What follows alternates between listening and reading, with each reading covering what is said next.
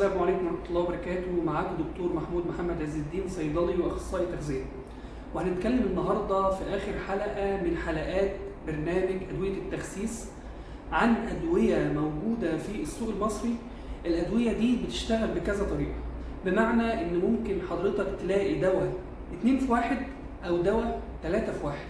أول دواء معانا هو الكروماكس، والكروماكس ده دواء 2 في 1.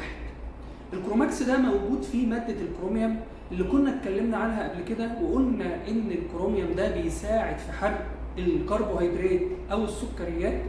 بالاضافة كمان ان الدواء ده موجود فيه مادة الجارسينيا كامبوجيا، والجارسينيا كامبوجيا ده كنا اتكلمنا عنها وقلنا ان الجارسينيا كامبوجيا دي بتقلل الشهية.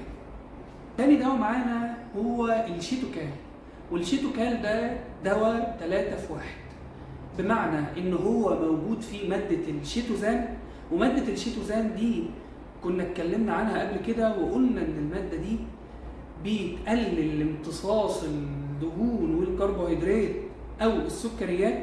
بالاضافة كمان ان المادة دي ممكن الى حد ما بتسد الشهية. زائد كمان الشيتوكال موجود فيه مادة الجيمنيما سيلفستر، والجيمنيما سيلفستر دي برضو من المواد اللي بتقلل امتصاص السكريات او الكربوهيدرات والدهون.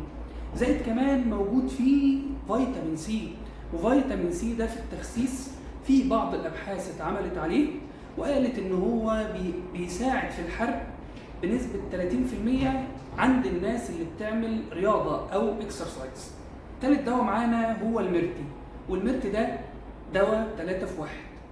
الميرتي موجود فيه مادة الشيتوزان اللي هي نفس المادة اللي موجودة في الشيتوكال اللي بتقلل امتصاص الدهون والسكريات وبتسد الشهية.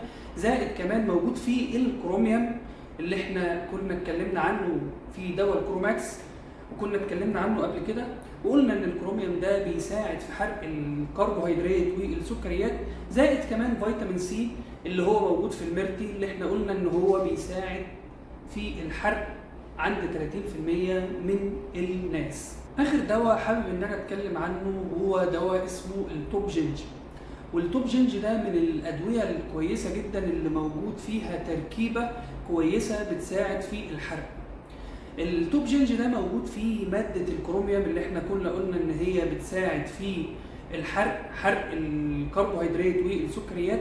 بالاضافه كمان ان هو موجود فيه خلاصه الشاي الاخضر وكمان الزنجبيل، والشاي الاخضر والزنجبيل كويسين جدا وبيساعدوا في الحرق.